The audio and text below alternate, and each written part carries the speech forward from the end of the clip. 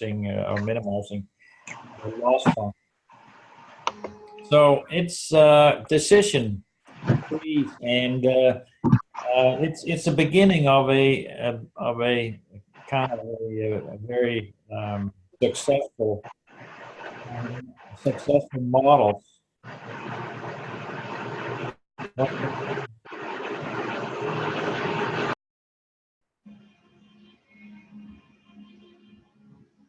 Now I hear music. What's going on here? Is that yeah, I think mute people so that there's no music. Okay, now I think it's good. Okay, all right. I'll mute myself as well. Okay.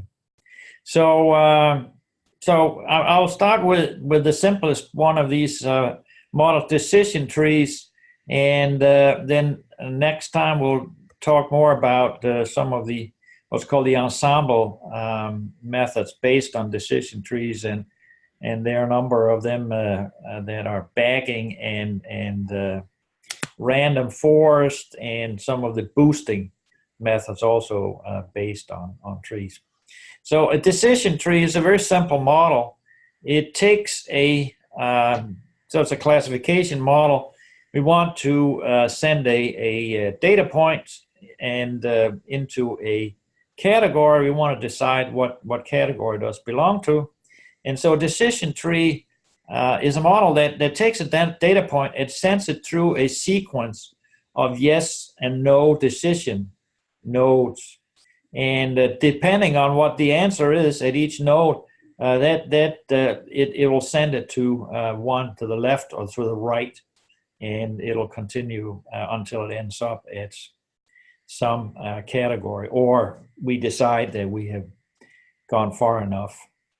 So here's a very, very simple example. So suppose we have just a data vector with two coordinates, x1 and x2.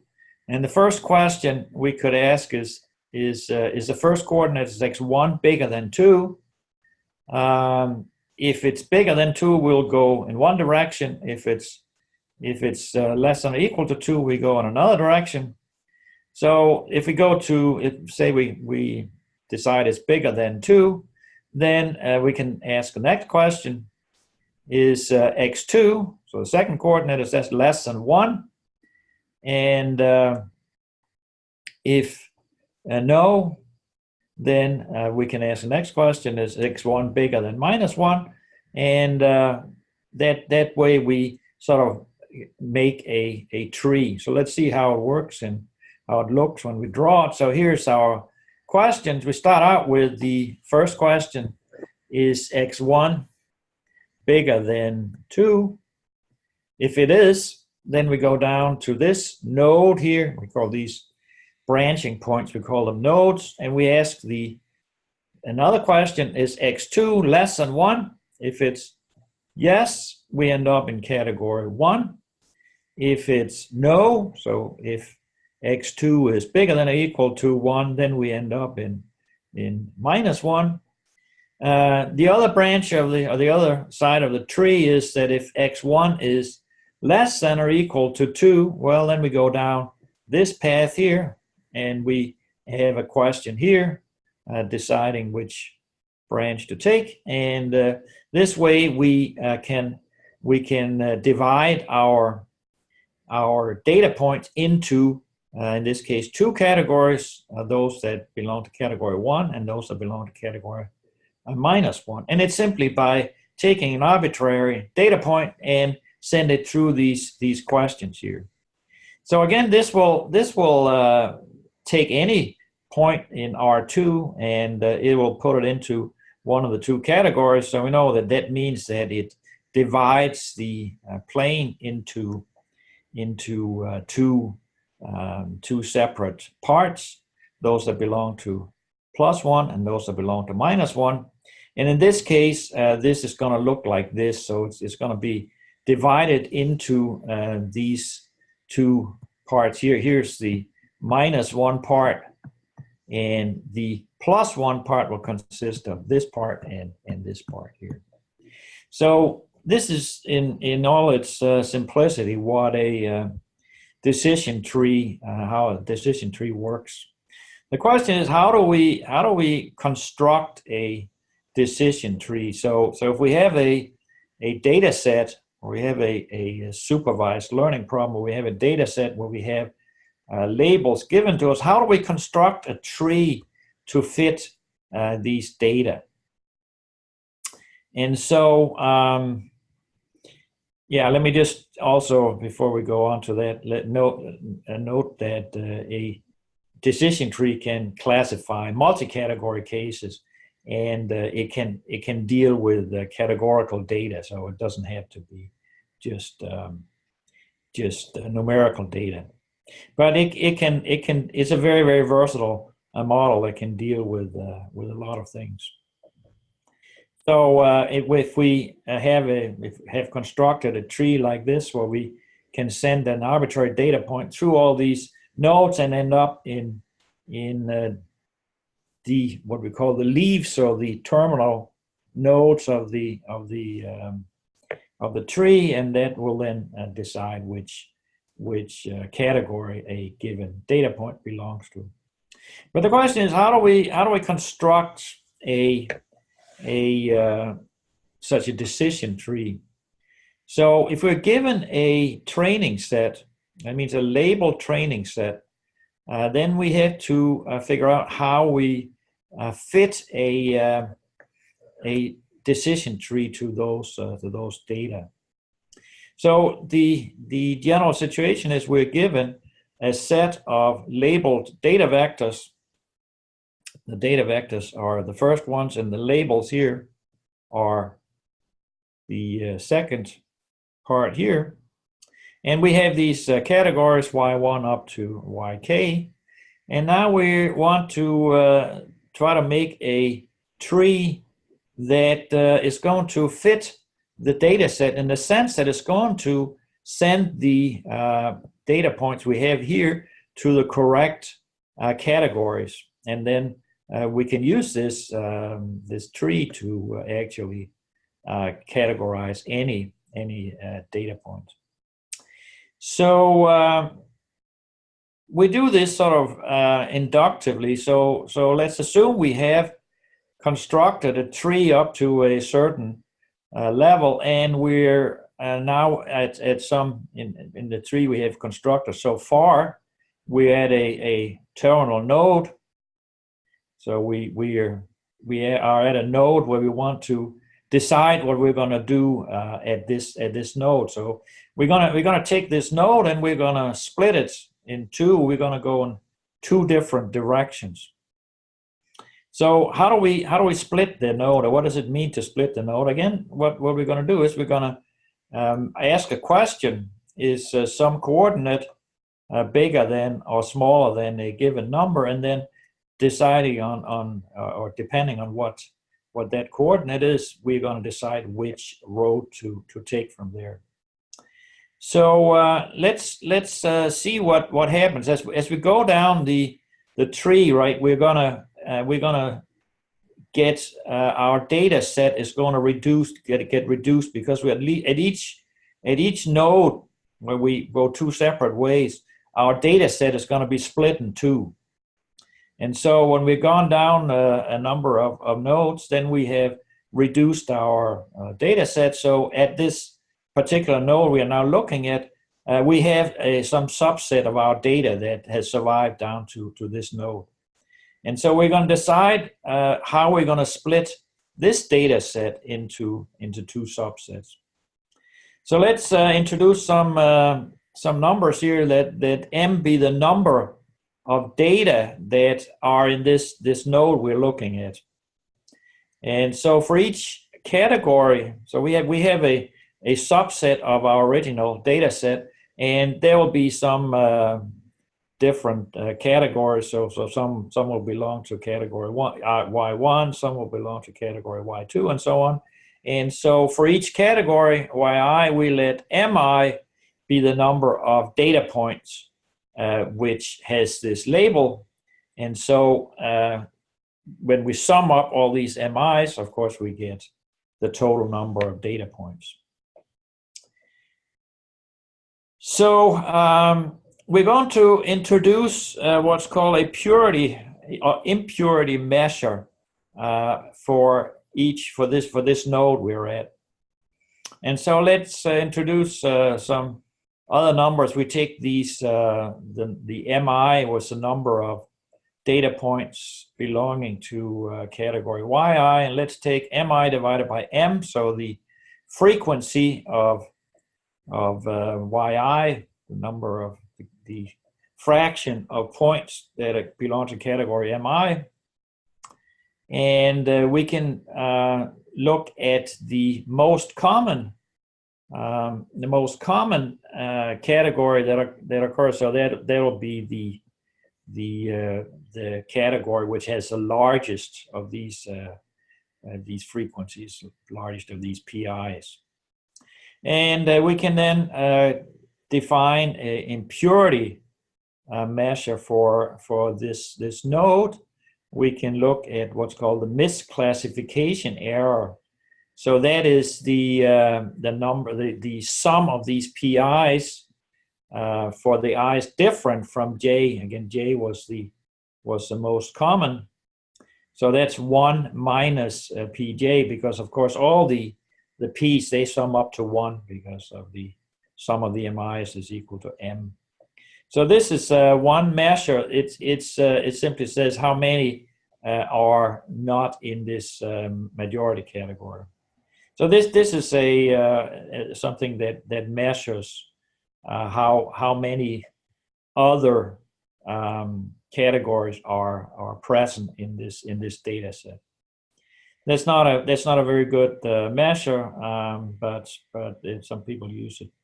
Some of the two other ones that are much more useful are what's called the Gini index, where we take these PIs, and then for each PI we take PI multiplied by 1 minus PI and sum all of these up.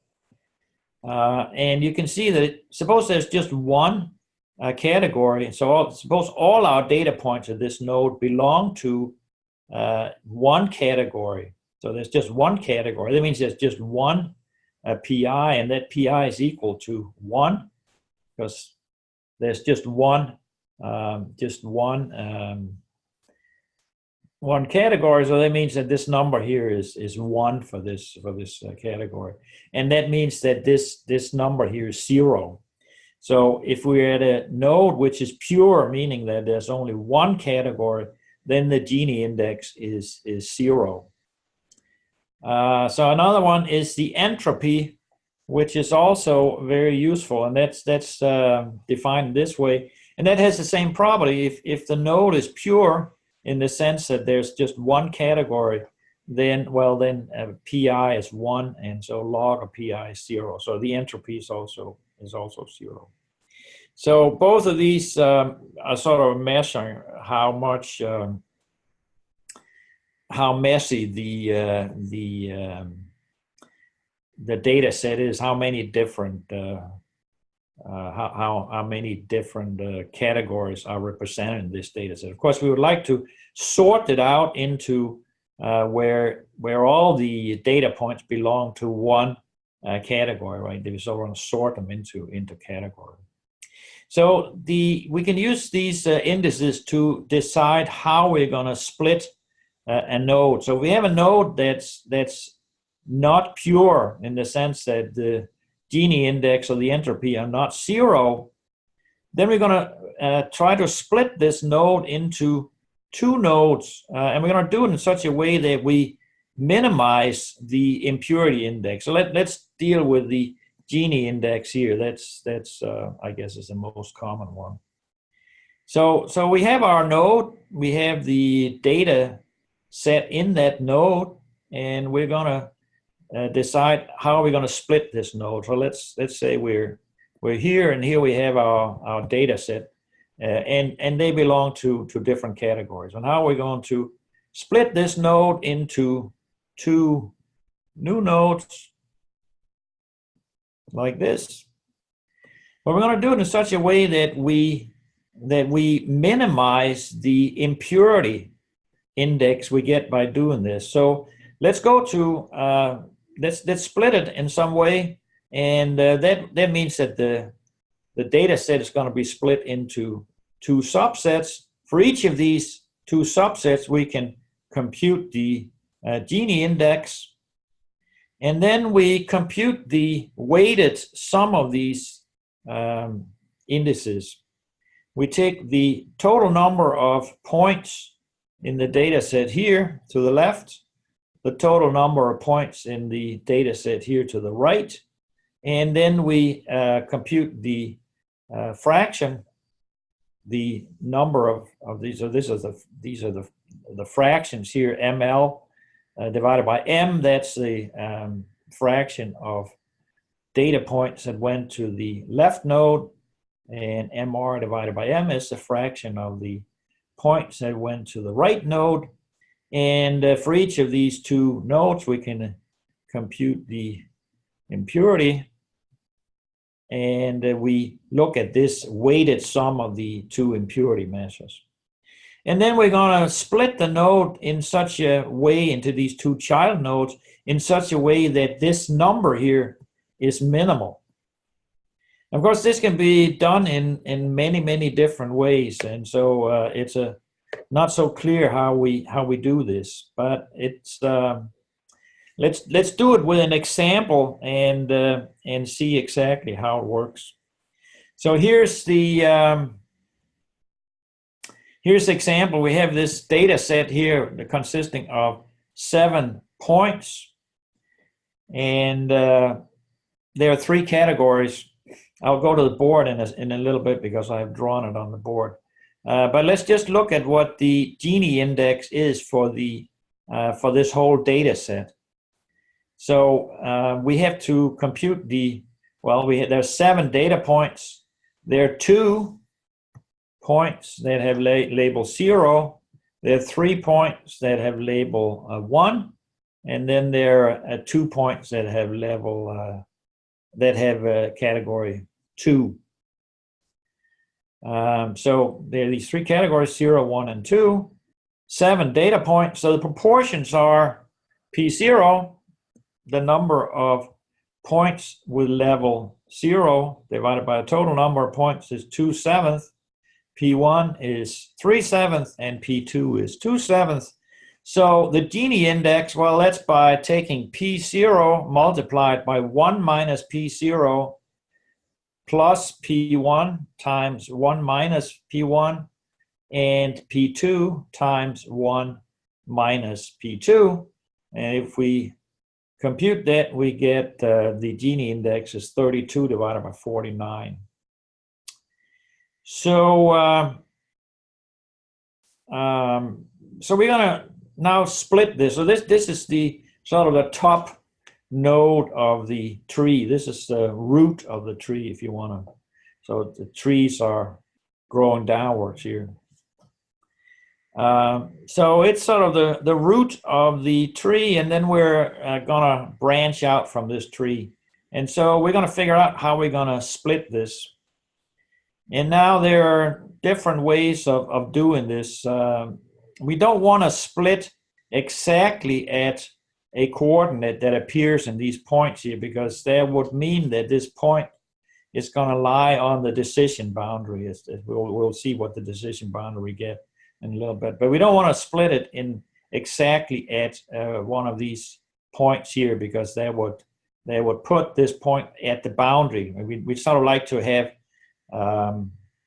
our data point sitting comfortably inside the respective point, the respective parts of the space that we divide. We divide the space into these categories, and we want our data points to sit sort of comfortably inside those subsets, not on the boundary. So because then we don't really know which of the two categories they belong to. So we don't want to split at the coordinates of the data points. And so instead we want to split it at the midpoints between coordinates. So we're going to compute all the midpoints of the coordinates, and then we're going to throw out those midpoints that occur as coordinates. So let's just try to say that we will want to we propose our first split at x2 equal to 2.5. So we're going to split our data set into two pieces, namely those where x2 is less than or equal to 2.5 and those where it's actually bigger than x2 is bigger than 2.5, not bigger than or equal to. And so we can see what that gives us. So we're going to look at the points where x2 is less than or equal to 2.5. So that gives us this point. It gives us this point. It gives us this point. And it gives us this point and this point. So we get the left node is gonna contain these now. Your pictures is blocking it's blocking one of my points. But we end up with the points where what do we have? 4. We have 3 and 4. So we end up with those where the second coordinate is less than or equal to 2.5, and that's the 5 points we have here. And then those points where the second coordinate is bigger than 2.5, that's R, and that's the right node here. So that's these 2 points here. So one question is, earlier you said that normally we would like to split at the midpoints between the coordinates.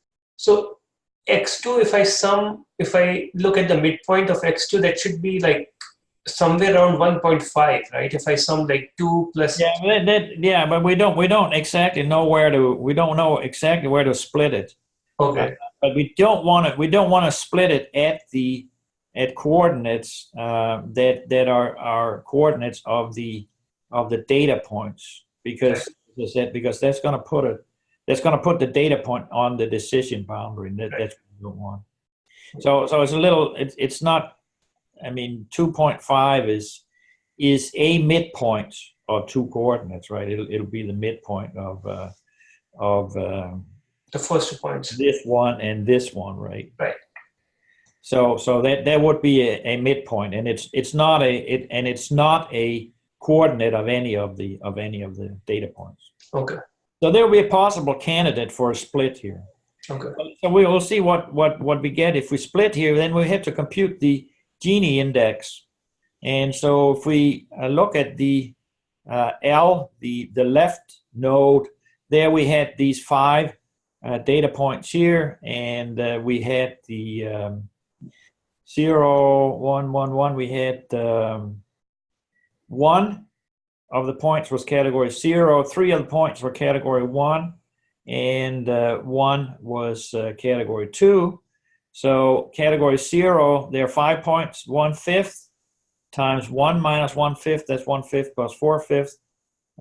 Category 1 would be 3/5 times 2/5, and category 2 would be 1/5 times 4/5. Altogether, we get the Gini index of the left node would be 14/25, and the Gini index of the right node would be just 1/2. And also compute that. So we have to compute the weighted sum of these, and so the left node had 5 data points, so we get the weight 5/7 times the Gini index. The right side, the right node had 2 points, so the weight is 2/7. So we get 2/7 times 1/2, and so we get that the weighted sum of the Gini indexes is 13/20. So that's not for sure that that's the best possible. So let's write a little code and see how we do this. So first, let's write some code here where we can compute the Gini measure, the Gini index. So that's very simple. let me go to the code here.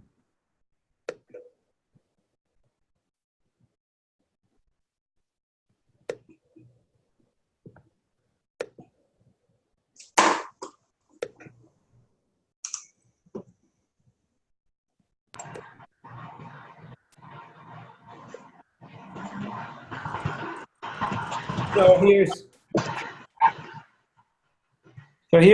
the code that is just first compute the Gini index, and then here's a little thing to compute the optimal split. And what is this noise for? Is that me? Is it? Oh. So the optimal split, again, what we're going to do is we're going to look at all the possible splits that we can make, and for each of them, we're going to compute the Gini index, and so we're going to compute first all the midpoints here, and then we're going to throw out those midpoints that are actually coordinate points of the data set. And then we're going to look at all the possible splits that we can make here. And for each of them, we compute this weighted sum of the Gini indices, and then we're going to look at all these possible splits. So for each split, we're going to compute the Gini index, and then we're going to put those in an array, and we're going to sort it by. So we're going to for each of these, we're going to compute the Gini index and where we're going to split it. So we're going to, for each possible split, we're going to compute the Gini index and the place where we split it, and we're going to put that in an array that we're going to sort depending on the Gini index. Of course, we want to find the split with the smallest Gini, whether the weighted sum of the Gini indices are the smallest. So here's our data with the labels are those that we have here: 0, 0, 3 of the ones, and 2 with twos. And let's just see how it splits that. And so I haven't, you can take the maximum here, but I have actually looked at because there are several that have the same Gini index. So here's one. The one means that so the coordinates are labeled 0 and 1. So 1 here, that means it's a second coordinate. And we can split it at the second coordinate at 0.5, or we can split it at the second coordinate at 3.5, or then it's the same thing comes back here, or we can split it here at the second coordinate at 0. So let me go to the board and okay. And let's try to do this here. I drew here my data set here, and so the first split was at x2 equal to 0. So that's that is just the x-axis here. So we can see that divides the data set into 2 pieces, one down here and one up here. There are 6 points up here. Here, there's just 1 point, so that's automatically pure. So we're not gonna deal anymore with this. This is already pure. This has Gini index 0 here, so there's no more splitting here. But up here, we can see what we're gonna do next in our data set. So we have we can compute the nodes that appear in in the two separate things. So the left node is just the 1 point. The right node here, we get these 6 points here. And so we can again try to compute the split. And if I do that, I get that the best split is at x2 equal to 3.5. So that would be 1, 2, 3.5. That would be up here. So again, we have split this into two pieces. This one here, just this 1 point in it. So this is automatically pure. And then we have these 5 points in here. So we can again look at these 5 points and split that.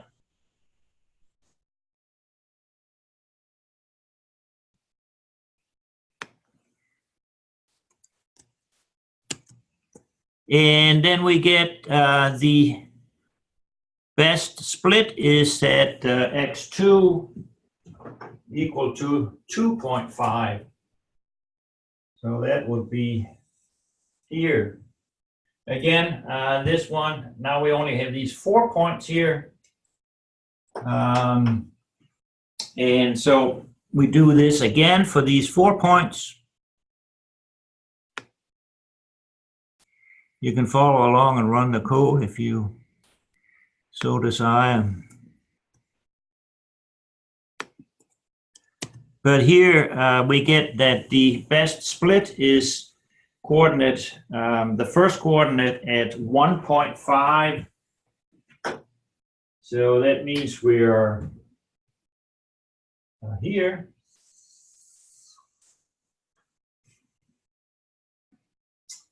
And then we have 1, 2, and this is pure here. And we have these two, and that we can of course split in by splitting here at the first coordinate equal to 0. So what's our decision boundary? Well, we have the points that are in category 0. Those are the blue points. They are in this piece here. Then we have the red points. They are in these two pieces here. And then we have the green points, category 2. They're in these two pieces here. So our decision boundary, or the way we've split the plane into 3 different pieces are actually, this is not right. This should be this one here. So this is what the decision boundary looks like. We have a 2 pieces here. Those the category 2 points will be either up here or down here. The category 1 points will be, they will have x coordinate bigger than 1.5, and they'll have y coordinate smaller than 2.5, or they'll have y coordinate smaller than 2.5, and they'll have x coordinate less than 0. And then finally we have the category 0 points in this T-shaped region here. So this is what the tree, the optimal tree, that what we get by fitting this data set here. So so this is well, this is a lot of work to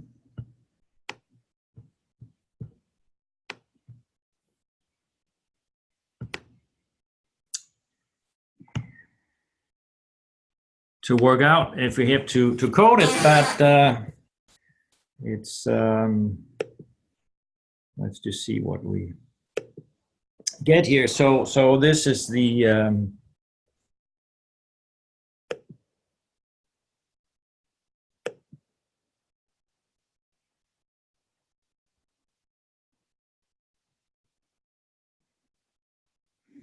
oh, yes. Is this Yeah. Okay. Did you see what was going on at the board, or was that?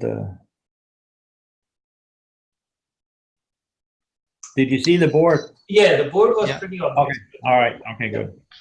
Okay. So, Professor, I'm trying to understand. Like, it's still not clear. What's the concept of impurity, right? Like, what is Gini index exactly telling us? I'm not very sure. I understood what you explained on the board, but how it's translating in terms of Gini index is not very clear in my head. Well, the Gini index sort of tells us how messed up the data is at each node. So at a node, if we look at the Gini index, it tells us how messed up is the data set. So we'd like to have the data set to be all one category, right? Right. So it sort of measures how far away are we from being just one category.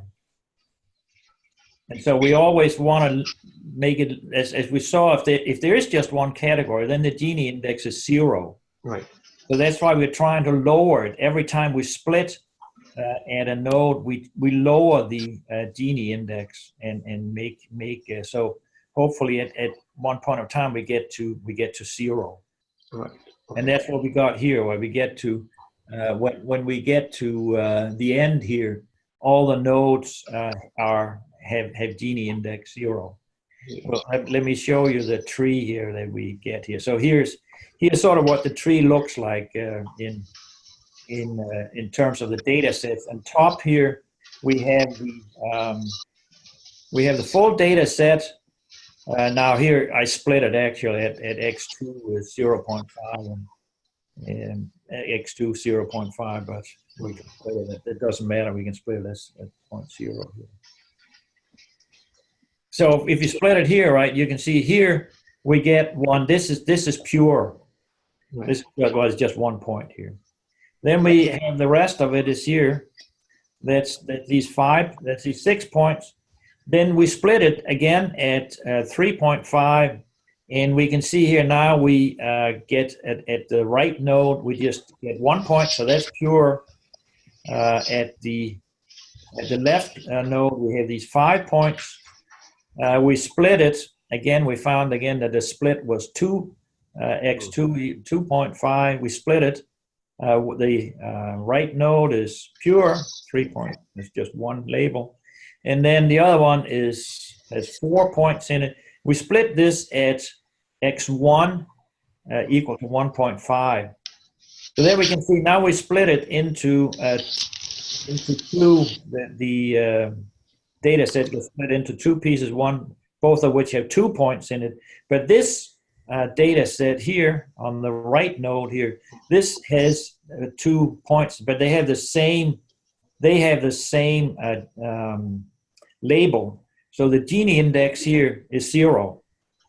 So that means we have constructed a pure node here. This one here is still not pure. That there's one that has data that has category 0 and one that has category 1. If you split it at x1 0.0, then we split it into two pure nodes. So that's how it works here. We try all the possible splits, and we find the one that lowers the Gini index the most, and then we keep going like this. So if we look at the classifier as we would use it to classify points, then we would start asking the 0 here. We start by asking, taking an arbitrary data point, we'll start asking, is x2 less than or equal to 0? If it is, then it's categorized as label 2. If it's not, so if x2 is bigger than 0, then we go to the next question. Is x2 less than or equal to 3.5? If it is not, well, then we're already in label 2. And so on down the line here. You can see we can go down keep asking questions. Eventually, each point will end up in one of these leaves here in one of the terminal nodes, and that'll tell us what category we want to put it So in. I have a question here. Like, as long as a terminal node got only one data point, No, the it can have impurity more. will be zero. It has to be pure. Yeah. It can have many data points, but they all have the same label. But let's take a case where like all the labels for each data point are different, right? Okay. So I'm just saying that it doesn't matter how many times you split, but as long as each terminal node got same category, Mm-hmm. the Gini index will be zero, and so the impurity of the tree will be zero. Right. Mm-hmm. But then the tree may get very big or overfitted because we have cut it so many times, we have split it so many times that. Yes, that's a very good question. Exactly. That's why you don't normally you don't. You can sort of figure out how many nodes, how many leaves you get, because if you keep doing it, you double the number. Well, you don't double, but it grows. The number of leaves grows pretty quickly with the number of data points. So you have to do different things there. You don't want to construct a tree where you get to full purity. You're going to have to decide, when am I going to stop and whatever. And that's you have to do that in the software. So again, here's just the partition, and here's the how you do it in Scikit, because the scikit-learn can of course also do it. So it's just sklearn.tree and decision tree classifier, and it will you take the data and the labels, but you can put in different things in the constructor here of the tree, and you can see here some of the criterion is Gini. You could put in, but you can also put in a max depth, and max depth that will limit the how far you're going to go down the tree. Here, when it's only a small data set, we don't have to limit it. But if you had like 10 million data points, then you would definitely want to limit this. There are other ways you can do this. Here's just a picture of each. So in sklearn, you can also make a picture of the tree you get, and so this is the tree here. You can see this tree here is like it's exactly the same one we got here. It splits at x1 is 0, and it splits in these nodes. It splits at 3.5 and 2.5 and x0 1.5. So this is exactly the same tree that we got, doing it by hand. And here's a little code that constructs or shows the decision boundaries and the way it splits the plane into regions. So that's using some software. It's called GraphWiz that is also you can install, and that will draw these. That GraphWiz will draw the picture of the trees. So let's just try another little more complicated. Can you go back to the previous slide? I just want to see the one where the Gini index was plotted. Okay. Before that was this one, yeah. Yes. Mm-hmm. I thought like it's not necessary that as you go down the tree, the Gini measure will go down, because it goes first, it drops from 0.653 to 0.611, then 0.48, 0.375. Then it goes back up to 0.5. So it's not necessary that it will always go down. No, I mean not necessarily, because if you have a data set with 2 points, one of each category, right? Then the Gini index will be at half. But if you have one of three, where you have 3 points and two of one and one of the other one, then then you'll have a lower Gini index. Gini index Excuse me a second. um, In the example where the Gini went up, the other one, the Gini is 0. What's always the case if you've done a maximal split is the total Gini. yeah, total gone Gini will go down. Yeah, the weighted sum of the two Gini indices will go down. Always goes down. Yeah, all right. That's otherwise you're not Oh, splitting. so the weighted sum of the two Gini will go down. So if I put the number of points times this and this, okay. Because otherwise you wouldn't split it. I mean, if you can't lower the Gini, the combined Gini index, you wouldn't split it. Okay, right, correct. Yeah. Yeah. So let's just try an example where we have a more complicated data set. So the code is here. So this is where you have a data set that looks like this. So this is a data set with there are only two labels, but again, it's not something we can split linearly, but the decision tree can split this data set. So we get just this rectangle here in the middle containing the points inside the circle. So for the decision tree, the decision boundaries will always be sort of line segments that are parallel to the axis. So here, right, these two are parallel to the x-axis, and these two are parallel to the y-axis. So that's a feature of the decision boundaries you get from a decision tree. They're always parallel to the axis. But you can make very complicated decision boundaries that way. I mean, it's just sort of piecewise a line of a piece of line. So this is the decision tree for this example here. So you can just take the data and fit the tree to it, and then get GraphWiz to draw the tree.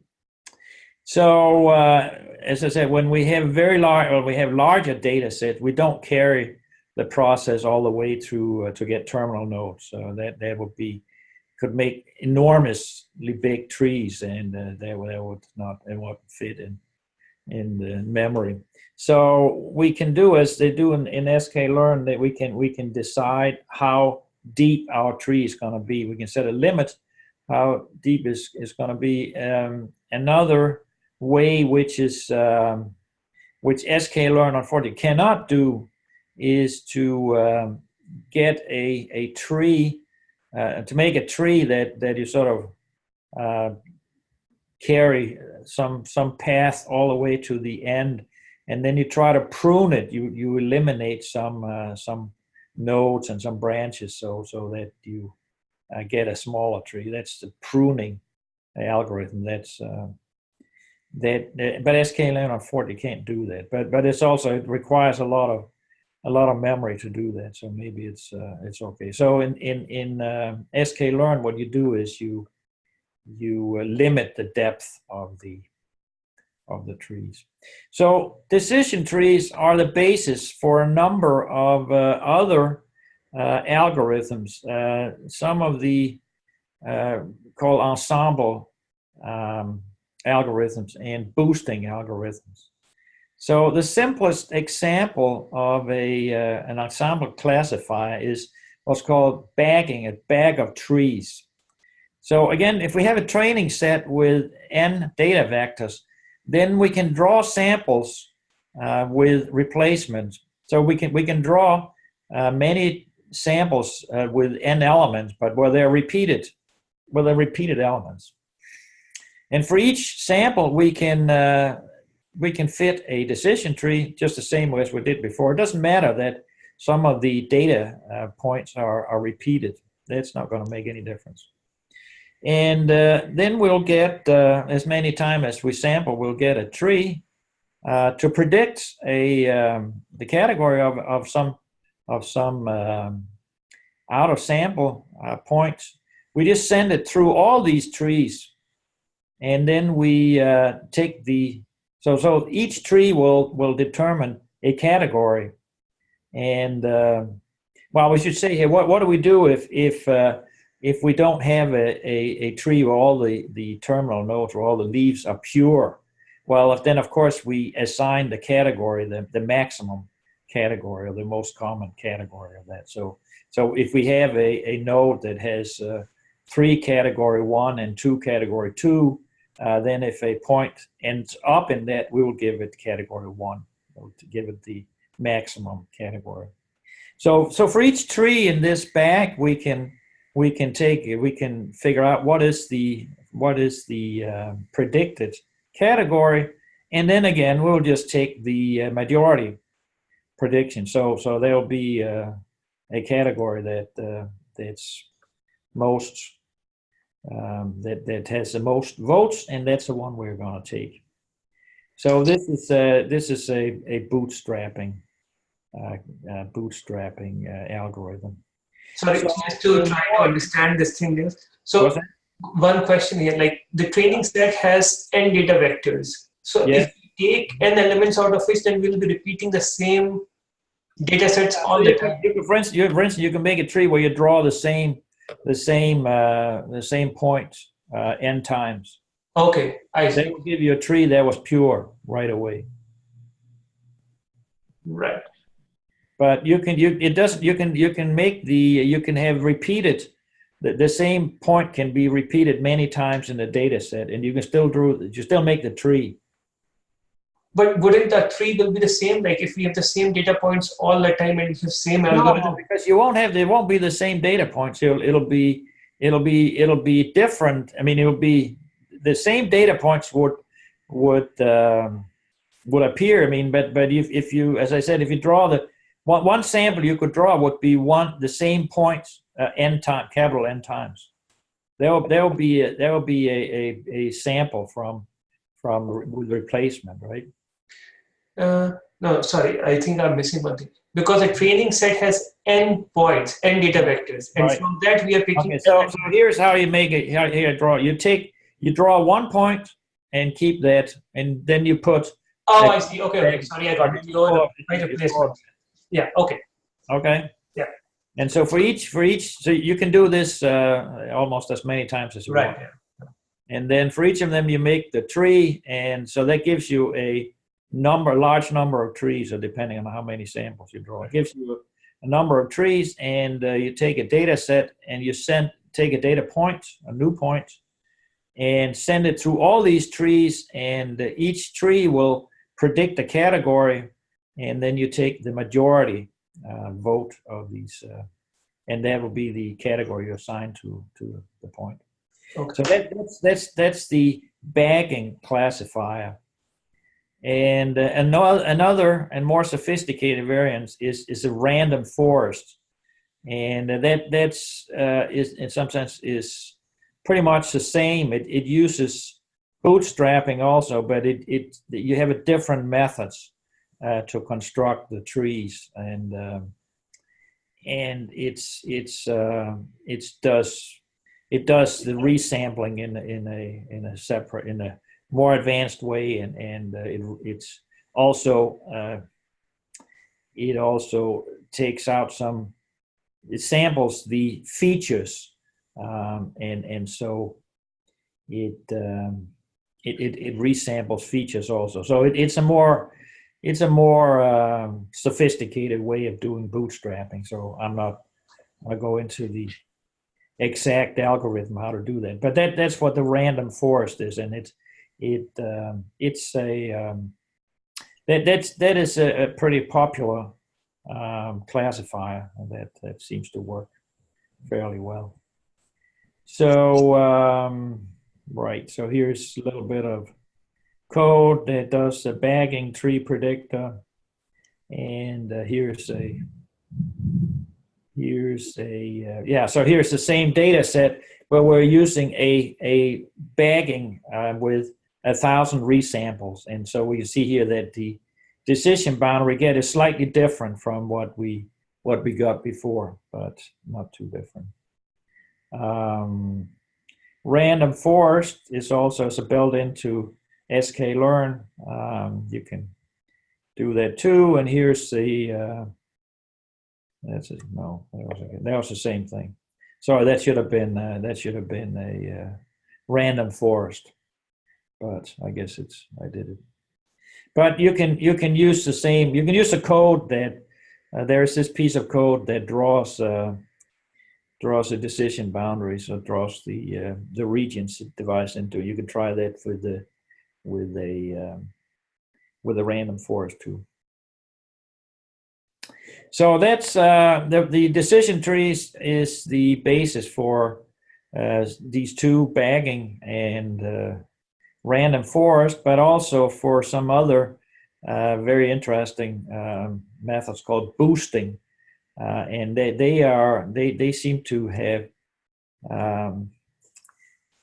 have worked very, very well in a number of these competitions that you have. You have on Kaggle, you have all these competitions on who can design the best classify, and their boosting methods, in particular gradient boosting, which we won't talk about. We'll talk about adaptive boosting, or HIDA boost, next time. That's also a fairly useful method. Okay, so Adam, are you?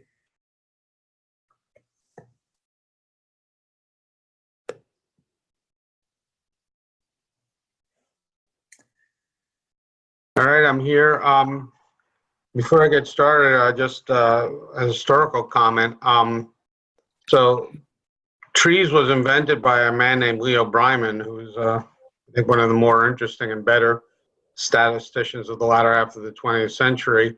And he improved it, and he eventually came up with random forest. He called it the best off-the-shelf modeling system in the world, and you know, it's great stuff.